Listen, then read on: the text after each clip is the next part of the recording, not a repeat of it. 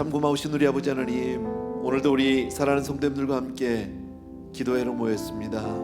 주님 앞에 나와서 우리의 모든 심령을 토로하고 우리의 보따리를 다 풀어놓고 주님 앞에 있는 모습 그대로 주님 앞에 나아가기를 원합니다. 오늘 이 밤에 우리 가운데 함께 하시고 한 분 한 분 성령께서 어루만져 주시기 원하고 위로하시고 채워주시고 회복시켜 주시옵시고 치유하여 주셔서 아버지 하나님, 분명 이 기도회를 통해서 또한 우리들이 새롭게 되게 하시고 더욱더 강건케 하여 주시옵소서. 주의 은혜 진심으로 감사하고 예수님의 이름으로 기도합니다. 아멘, 아멘, 아멘. 우리 주변에 있는 분들하고 한번 인사하십시오. 우리 정말 잘 오셨습니다. 고맙습니다. 와주셔서. 기도해 오신 모든 분들을 진심으로 환영합니다. 광고 짤막하게 한두 가지 드릴게요. 내일 저녁 우리 지도자 모임 있습니다. 금년 들어서 마지막 모임인데 우리 한 분도 빠짐없이 나와주시고요. 그 다음에 이번 주일부터 우리 가정 세미나 시작합니다. 제가 듣기로 한 23가정 정도 신청한 걸로 알고 있는데 좋은 시간, 정말 아주 유익한 시간, 정말 그리고 정말 가정이 회복되는 그런 시간 되었으면 참 좋겠습니다. 기도해 주시고요.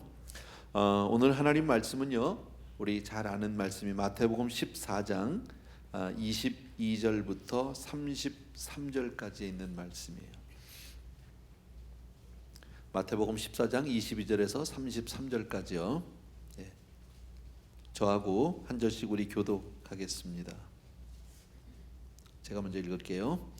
예수께서 즉시 제자들을 재촉하사 자기가 무리를 보내는 동안에 배를 타고 앞서 건너편으로 가게 하시고 무리를 보내신 후에 기도하러 따로 산에 올라가시니라. 저물매 거기 혼자 계시더니 배가 이미 육지에서 술이나 떠나서 바람이 거스림으로 물결로 말미암아 고난을 당하더라. 밤 사경에 예수께서 바다 위로 걸어서 제자들에게 오시니 제자들이 그가 바다 위로 걸어오심을 보고 놀라 유령이라 하며 무서워하여 소리 지르거늘 예수께서 즉시 이르시되 안심하라, 나니 두려워 말라. 베드로가 대답하여 이르되 주여, 만일 주님이시거든 나를 명하사 물 위로 오라 하소서 하니 오라 하시니 베드로가 배에서 내려 물 위로 걸어서 예수께로 가되 바람을 보고 무서워 빠져가는지라 소리질러 이르되 주여, 나를 구원하소서 하니 예수께서 즉시 손을 내밀어 그를 붙잡으시며 이르시되 믿음이 작은 자여 왜 의심하였느냐 하시고 배에 함께 오름에 바람이 그치는지라. 배에 있는 사람들이 예수께 절하며 이르되 진실로 하나님의 아들이로소이다 하더라. 아멘. 아멘. 오늘은 이 본문 말씀을 가지고요, 믿음 훈련 이런 제목으로 같이 좀 말씀을 나누려고요. 오늘 이 본문의 말씀은 마태복음, 마가복음 또 그리고 요한복음에 다 기록이 되어 있는 말씀인데 이 말씀은 오병이어의 사건, 그 기적 바로 다음 사건이에요, 여러분. 제자들은 그 광야에서 빈들에서 오병이어를 체험합니다. 수많은 사람들이 먹고 배불리 먹고 12광주리가 남았습니다. 엄청난 기적이죠. 제자들이 얼마나 좋았을까요? 우리가 그 제자라고 한번 그 입장에 서보면 이는 말할 수 없이 좋은 거예요. 그잖아요. 얼마나 기쁠까요? 얼마나 흥분이 되었을까요? 또 자기들이 직접 주님으로부터 그 기적의 빵을 받아서 막 나눌 때 얼마나 뿌듯하고 정말 주님의 제자됨이 얼마나 자랑스러울까요? 그잖아요. 너무너무 좋은 거죠. 그러면서 마음 한가운데 또 주님과 함께하는 건 이렇게 좋은 거로구나. 정말 주님 따라오길 잘했다, 주님 쫓아다니길 잘했다, 아마 이런 마음의 다짐, 결단 아마 있었을 것 같아요. 그런데 주님은 바로 이어서 제자들에게 바로 고난의 현장으로 그들을 내보내고 있다라는 사실이에요. 왜 주님은 제자들을 재촉해서 갈릴리 바다로 빨리 가라고 했을까요? 왜 그들로 하여금 그 정말 풍랑을 만나는 고난을 당하도록 주님이 하셨을까 하는 겁니다, 여러분. 오병이어의 기적은 항상 있는 것은 분명 아니에요. 우리가 신앙생활하면서 늘 그렇게 기적이 있으면 얼마나 좋겠습니까? 늘 그렇지 않아요. 근데 우리가 신앙생활 하다 보면 때때로 우리 가슴이 막 뜨거워지는 그런 체험이 있습니다. 그죠?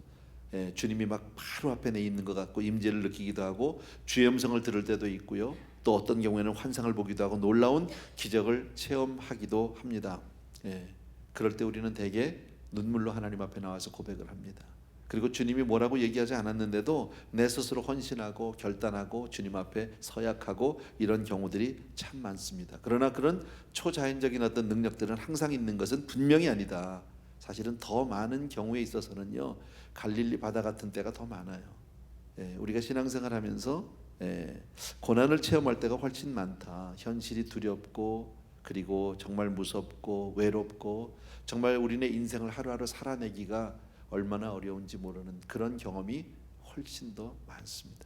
여러분, 어쨌든 제자들은요, 주님이 빨리 배를 타고 이제 갈릴리 바다로 가라고 하니까, 건너편으로 가라고 하니까 순종해서 배를 탔어요. 주님이 가라고 했거든요. 그리고 주님의 말씀에 순종했거든요. 그런데 풍랑이에요. 그죠? 주의 음성을 따라서 하나님의 뜻대로 살려고 할 때도, 하나님께 순종해서 하나님의 뜻에 순종해서 살려고 할 때도 꼭 평탄한 길만 있지는 않다라는 거예요. 우리가 이제 끝까지 신앙생활을 해오면서 많이 경험했던 것들이 그런 거 아니에요? 여러분, 풍랑이 입니다. 바다가 출렁입니다. 여러분, 바람은 언제나 하나님 쪽으로 불지 않고요, 세상 쪽으로 불 때가 더 훨씬 많아요. 여러분, 그래서 세상을 살면서 우리가 신앙생활하면서 하나님의 뜻대로 사는 것은 결코 쉬운 일은 아니에요. 그죠? 하나님의 뜻대로 사는 게 참 힘들어요. 그러면 세상 뜻대로 사는 것은 편할까요? 그것도 안 편해요. 편한 것 같은데 시간이 지나면 지날수록 점점 더 어려워져요. 마치 세상을 쫓아가는 것은 그 달콤한 그 유혹에 빠져서 그 피노키오가 학교 안 가고 새길로 샜던 거 여러분 혹시 아세요? 그 만화?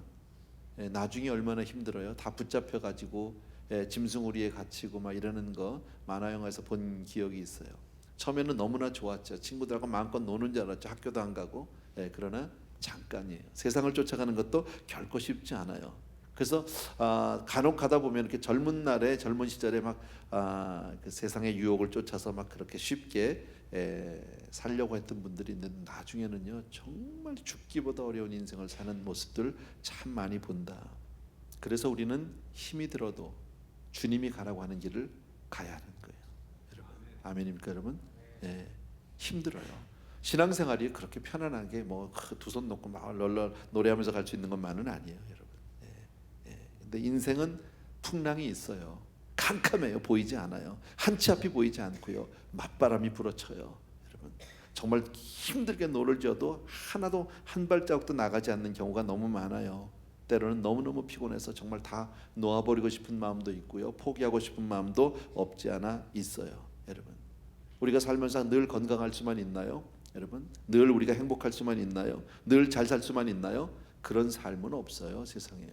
여러분, 그렇게 되면 좋겠지만 그렇지 않아요. 여러분, 뜻하지 않은 난데없이 슬픔을 당하기도 하고 재앙이 닥치기도 하고 어려움이 오기도 하고 병에 들기도 하고 아무도 우리가 계획했던 것들 아니에요.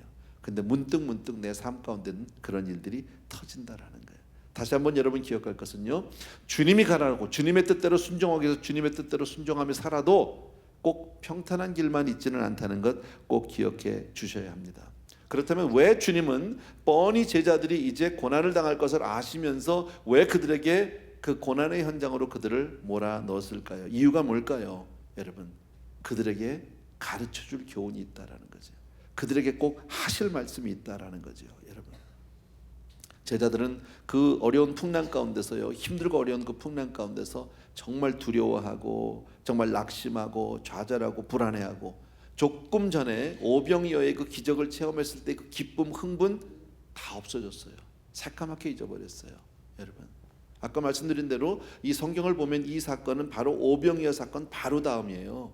오병이어 사건이 있은 다음에 사람들은 뭐 하려고 그랬습니까? 군중들은요, 예수님을 왕 삼으려고 그랬어요. 그런데 예수님은 그들을 피해서 그리고 제자들에게 빨리 배를 타고 건너가라고 하고 주님은 혼자 한적한 곳에 가셔서 산으로 가셔서 기도하셨다라고 성경은 말씀하거든요.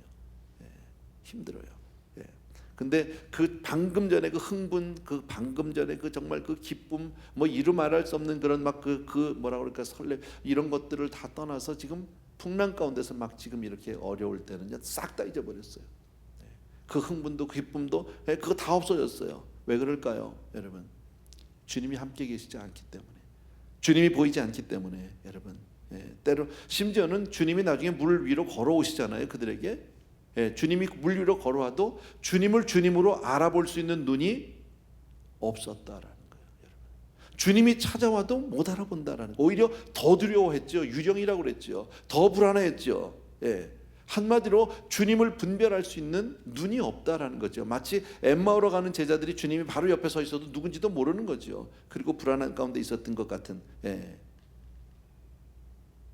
그래서 마가복음에 보면 이렇게 표현을 합니다. 때 배에 올라 저희에게 가시니 바람이 그치는지라 제자들이 마음에 심히 놀라니 이는 저희가 그 떡 떼시던 일을 깨닫지 못하고 도리어 그 마음이 둔하여 졌음이로라 그랬습니다. 조금 전에 빈들에서 그 기적의 떡을 떠서 그 많은 사람들이 먹었던, 또 자기들이 그걸 정말 딜리버리 했던 그 모든 사건을 새카맣게 잊어버렸다라는 거죠. 우리도 이럴 때 참 많죠.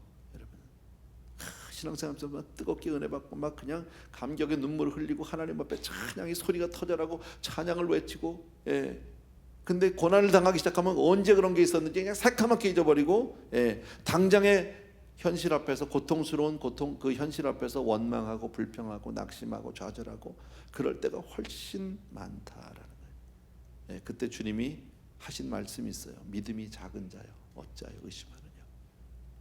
여러분 감사하셔야 돼요. 믿음이 없는 자라고 안 한 게 얼마나 고마운지 몰라요. 믿음이 작은 자라는, 여러분 참 감사한 거죠. 믿음이 작으면 이처럼 불안해할 수 있고요. 믿음이 작으면 이처럼 두려워할 수 있고요. 믿음이 작으면 이처럼 의심할 수 있어요. 그러나 믿음이 없는 것은 아니에요, 여러분. 그러니까 우리가 살아가면서 우리도 분명히 마음 가운데 두려움이 생길 때가 있어요. 절망감이 있을 때가 있어요. 그죠? 힘들 때가 있어요. 아플 때가 있어요. 그런데 그럴 때 믿음이 없는 건 아니에요. 있어요. 근데 작은 거예요. 그러니까 내 스스로 나는 믿음이 없다라고 정죄하지 않게 되길 바랍니다. 여러분 믿음이 작은 것은 믿음을 키워나가면 되는 거죠. 더욱더 주님을 바라보면 될 줄로 믿습니다. 자, 아까도 말씀드렸는데 주님은 제자들을 보내고 나서 따로 산에 가셨습니다. 혼자 산에 올라가서 열심히 기도하셨습니다. 여러분 제자들은 풍랑 가운데서 바다에서 막 그 풍랑을 당할 때 주님은 열심히 기도했습니다. 혼자서 열심히 기도하셨다. 뭘 위해서 기도하셨을까요? 성경에 뭘 위해서 기도했다는 말은 없지만 우리가 생각해 보건대 주님이 뭘 위해서 기도하셨을까요? 제자들을 위해서 기도하셨을 거예요. 하나님 앞에 그들의 안전을 지켜달라고 기도했을 거고요. 어쩌면 그들의 믿음을 붙들어 달라고 기도했을 것이고요. 그들을 하여금 기도하게 해달라고 기도했을지도 모릅니다. 제자들을 위해서 기도하고 있다. 여러분 우리가 그렇게 정말 현실에 흔들리고 어려울 때 주님은 바로 우리를 위해서 기도해 주시는 분인 줄로 믿습니다. 저는 성경에 분명히 말씀하기를 주님께서 하나님의 우편 보좌에 앉아서 우리를 위해서 중보하신다고 그랬잖아요. 끊임없이 우리를 위해서 기도하시는 분이 있죠. 간구해 주시는 분이 있고요. 내 안에서 성령께서 말할 수 없는 단식으로 우리를 위해서 기도해 주시는 줄로 믿습니다. 여러분 우리가 인생에 정말 힘들고 어려운 그 인생의 바다에서 괴롭게 노를 찢고 있을 때 우리 주님은 우리를 위해서 중보해 주시는 분이고 우리의 연약한 믿음을 위해서 기도해 주시는 분인 줄로 믿습니다. 또 하나 우리가 그렇게 고통 가운데 두려워하고 힘들어하고 아파할 때 주님은 물 위를 걸어서라도 길이 없으면 길을 내서라도 우리에게 오시는 분인 줄로 믿습니다. 우리의 고통과 절망과 좌절, 눈물, 괴로움을 보시고 우리에게 직접 찾아와 주시는 분인 줄로 믿습니다. 길이 없어도 길을 내신다면, 길을 만들어서까지 오신다면 우리에게 절망은 있을 수 없는 거죠. 주께서는 능치 못하심이 없는 줄로 믿습니다. 주님이 우리를 불쌍히 여기셨어요. 우리를 구원하시길 원하세요. 그리고 우리를 찾아와 주세요. 여러분 감사한 거예요. 우리가 주님을 믿고 정말 주님의 그 사랑이 얼마나 감사한지 몰라요. 여러분 절대 우리는 낙심할 일은 없는 거예요. 어떤 경우에도 주님은 나를 버리지 않는 줄로 믿습니다. 그래서 인생의 깊은 밤중에 정말 고민하는 정말 치를 것 같은 그 깜깜한 한밤중에 주님은 찾아와 주시는 분인 줄로 믿습니다. 참 고마워요. 사람들은요 어려우면 다 가요. 사람은요 일반적으로 사람들은 어려울 때 떠나요. 근데 하나님은 어려울 때 찾아와 주세요. 내가 가장 힘들 때 주님은 나를 찾아와 주시는 분인 줄로 믿습니다. 성경에 보면 우리 지난주에도 얘기했지만 야곱이 야복강가에 있을 때가 가장 힘들 때 아니에요? 전 재산 다 내놓고, 그죠? 자식들 다 포기하고 와이프도 포기하고 종들도 포기하고 다 포기하고 이제 홀로 남아서 정말 처절한 자기 인생의 싸움을 싸우고 있을 그때에 주님이 그에게 찾아와 주셨다라는, 얼마나 감사해요. 욥이요 만신창이가 됐어요. 지금 자식들 다 떠나고 재산 없어지고 와이프 도망가고 뭐 거기다 친구들에서 위로를 합시고 하는데 위로가 아니라 오히려 내 가슴을 팍팍 긁어내리고 너무너무 힘들 때예요. 여러분, 그 친구들과의 모든 그게 다 끝나서 이제 만신창이가 됐을 때 주님이 그때서 나타나셨어요. 그리고 욥에게 와서 한 말씀하시기 시작해요. 그때부터 욥이 회복된 줄로 믿습니다. 엘리야가 로뎀나무 밑에서 죽겠다고 그랬어요. 차라리 내가 죽겠다고, 하나님 나 좀 데려가 달라고.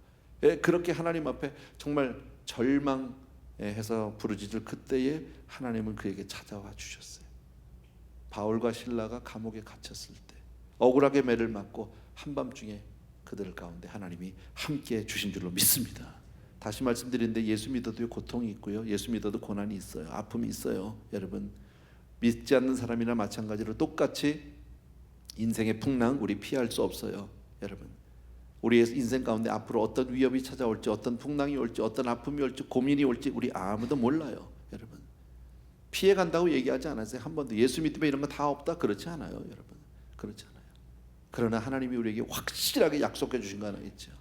사망의 음침한 골짜기를 다닐지라도 내가 해를 두려워하지 않을 것은 주께서 나와 함께 하심이라. 얼마나 감사한 거예요. 사망의 음침한 골짜기 가요, 여러분. 그러나 주께서 나와 함께 하시면 능히 이기게 될 줄로 믿습니다. 한 가지만 더 우리 기억하자고요. 풍랑 속에 있는 모든 사람들, 인생의 풍랑을 피할 수 있는 사람은 아무도 없겠지만 그 모든 사람이, 심지어는 믿음의 사람이라 할지라도 주님의 손길을 다 체험할 수 있는 건 아니에요. 그게 우리 현실이에요. 분명히 아셔야 돼요, 여러분. 어려운 풍랑 가운데서 사투를 벌이고 있을 때 아무리 주님을 찾아도 보이지도 않고 들리지도 않고 느껴지지도 않고 나를 마치 버린 것 같은, 하나님이 나를 잊으신 것 같은 생각이 들 때가 있어요. 여러분, 믿음이 좋은 분들이요 정말 풍랑을 만나서 죽을 고생하면서 하나님 한 분만 그냥 매달리고 있어요. 그런데 주님이 내 기도를 들어주지 않는 것 같은 때가 있어요. 무관심하실 때 있어요. 여러분, 눈물로 기도합니다. 한없이 부르짖습니다. 주님을 바라봅니다. 내 오직 소망 주밖에 없습니다. 주님이 아니 도와주시면 다른 길이 없다고 몸부림치는데 여러분, 여전히 바람은 잠잠하지 않고 배는 앞으로 나가지 못할 때가 있어요. 죄송하지만요. 또 어떤 분들은 아예 배가 뒤집혀가지고 물에 빠져서 허우적거리면서 살려달라고 그럽니다. 사람 살리라고 난리를 칩니다. 그런데도 주님이 어느 곳에도 보이지 않는 경우가 있어요. 여러분, 없으면 참 좋겠는데 있어요. 여러분, 우린 가다 보면 가끔 너무너무 가슴 아픈 이야기들을 들어요. 여러분, 어느 사모님의 아주 가슴 아픈 사연인데 남편이 죽었어요. 목사님이 돌아가셨어요. 그리고 하나 있는 아들인데요, 그 아들이 집을 나가버렸어요. 얼마나 힘들겠어요. 남편 죽은 것도 지금 뭐 감당을 못하겠는데 아들로만 이제 나가버렸단 말이죠. 너무너무 힘이 들어서, 그래도 갈 데가 교회밖에 없으니까요, 새벽으로 밤으로 금식하며 매달리고요, 이제는 몸부림쳐서 나간 아들 돌아오게 해달라고 날마다 눈물로 기도했는데 그 아들이요 죽어서 들어왔어요. 실화예요. 어떻게 이해를 해야 돼요, 여러분? 실제로 우리 현실은요, 믿음이 좋은 사람들마저도 이해할 수 없는 이런 인생의 큰 풍랑으로 배가 뒤집히기도 하고 어려움을 당하는 일, 우리를 당혹스럽게 만드는 일들이 있어요. 여러분, 이해할 수 없는 고통들, 한순간으로 끝나면 참 좋겠는데 오래오래 지속되는 고통을 당하는 경우들도 있다라는 거죠. 우리가 그런 사람들에게 뭐라고 위로합니까? 그런 분들에게 우리가 뭐라고 얘기할 수 있습니까? 하나님의 뜻이 어디 있냐고요? 몰라요. 솔직히 몰라요. 여러분, 제가 한 번 더 부탁드리고 싶은 것은 우리 가운데 혹시 여러분 주변에 어려움을 당한 사람들이 있으면요, 섣불리 가서 말씀으로, 섣불리 가서 여러분 말로 위로하려고 하지 마세요. 그냥 같이 울어주세요. 그게 베스트예요. 쉽게 그분들을 판단하거나 정죄하지 말고요. 여러분, 저 사람 신앙생활 잘 안 해서 그래, 저 사람 참 기도 많이 안 해서 그래, 저 사람 뭐 무슨 죄가 있어, 이런 얘기 하지 말아요. 몰라요. I don't know. 여러분, 그 입장 되기 전에 몰라요. 여러분, 그냥 울어주세요. 우리 그런 일들이 우리 주변에도 있었잖아요. 좀 오래된 얘기긴 하지만 송구영신 예배 드렸어요. 여러분 아시죠? 그죠? 송구영신 예배를 드리고 새벽에 집으로 돌아오다가 교통사고 났어요. 여러분, 두 아들을 잃었어요. 한꺼번에요. LA에서 유명한 방송인 얘기잖아요. 유명한 방송인 임아무개 씨 두 아들 잃은 적이 있어요. 한국에서 이런 일이 있었습니다. 33살 난 설동월이라는 그 분인데 부부가 죽었습니다. 한 10여 년 된 이야기인데요. 전라북도 완주군의 한 터널 부근에서요. 겨울이랍니다. 앞서가던 차가 눈에 미끄러져서 사고가 납니다. 큰 사고를 봤는데 그냥 지나쳐 갈 수도 있죠. 아이고 어떡하나, 지나갈 수 있어요. 근데 이 사람은요, 그래도 돕고 싶었어요. 차를 세웠어요.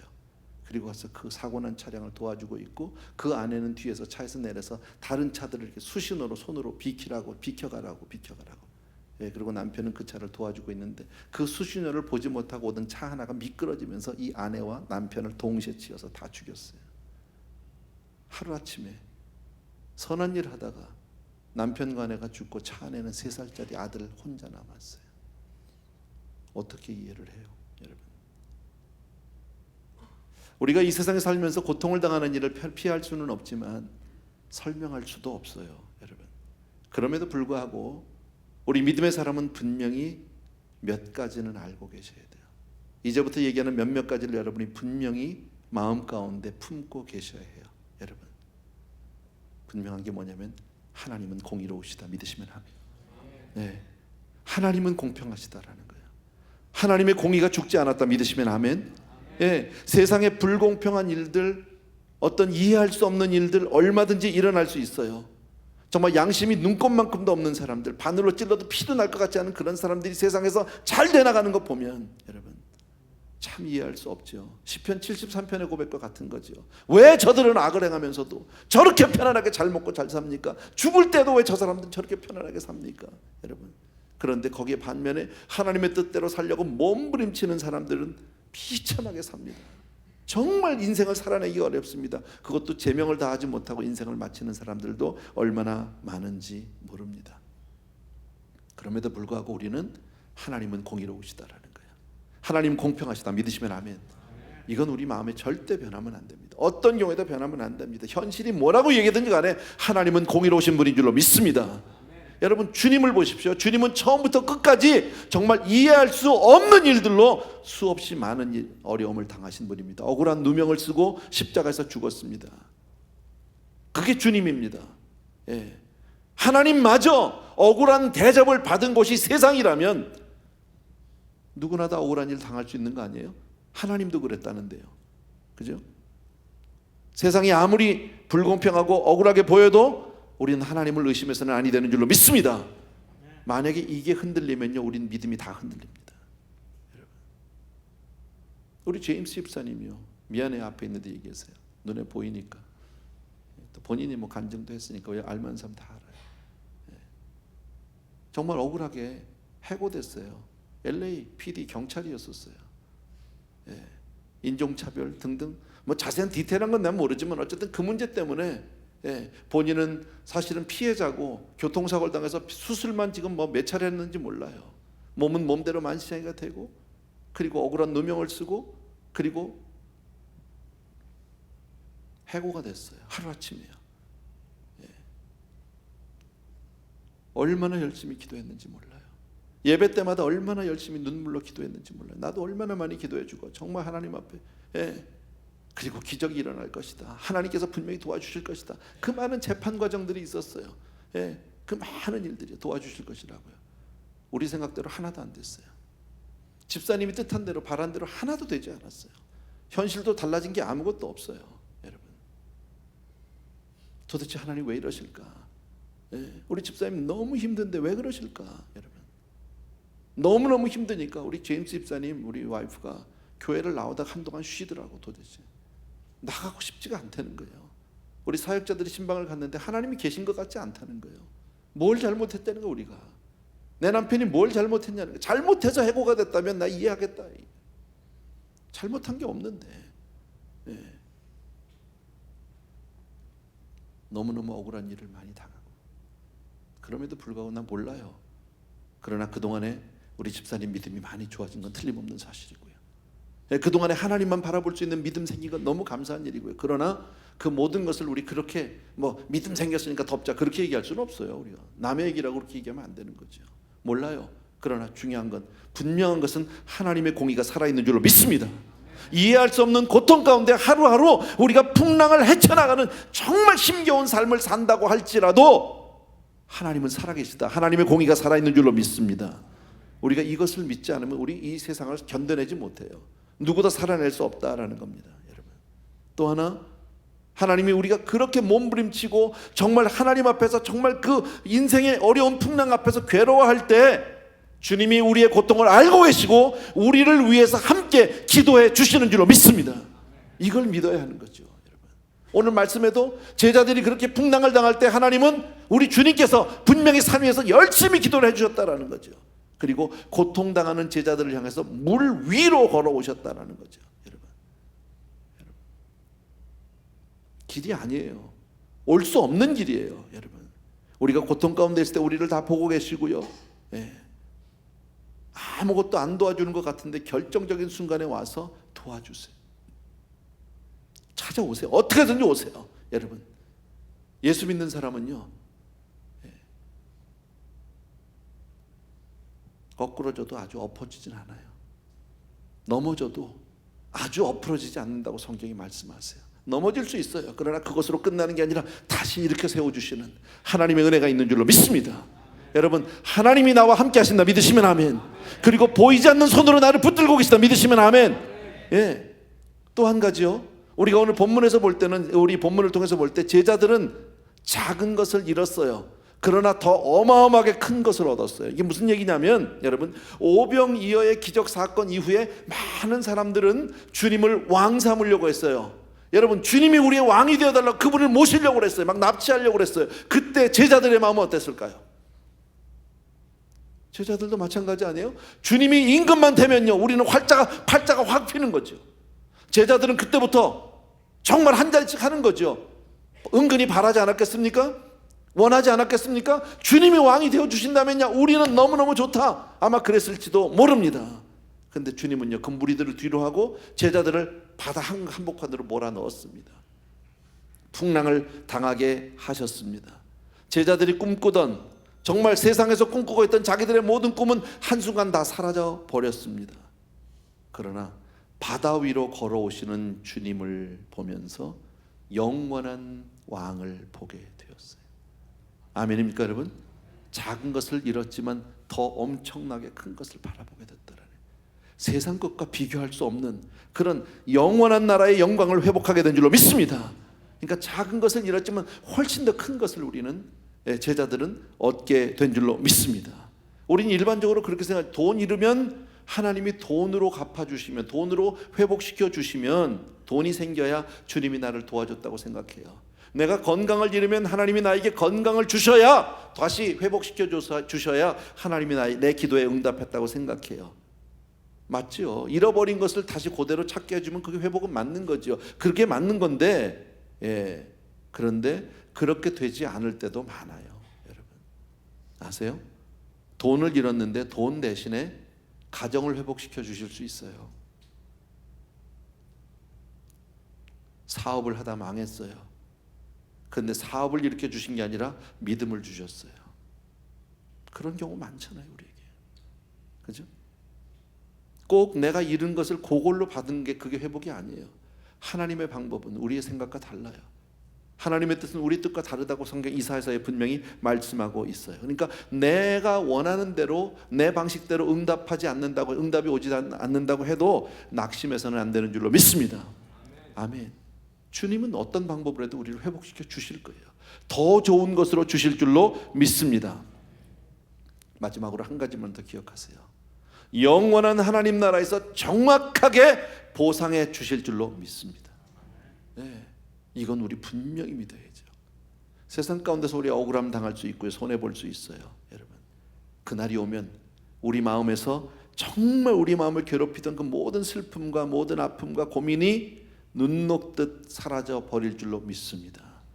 하나님 앞에서 모든 일이 회복되게 될 줄로 믿습니다. 그날의 모든 상한 감정들, 우리의 상한 그 마음들이 다 치유될 줄로 믿습니다. 예. 잃어버린 것 같은 것들이 그날 주님 앞에 딱 있을 때는요, 회복으로 바뀌게 되는 거죠. 불완전한 것들이 완전한 기쁨으로 나에게 다가오게 될 줄로 믿습니다. 조금 역설적이긴 한데요, 예. 새하늘과 새 땅에서 주님 앞에 서면요, 이 세상에서 고통을 많이 당한 사람일수록 더 행복한 사람 아닐까요?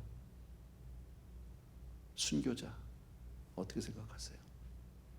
억울한 죽음을 죽었어요. 생명까지 잃었어요.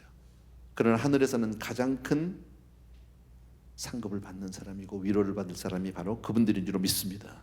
세상 가운데서는 이해할 수 없는 고통으로 시달릴 수 있어요.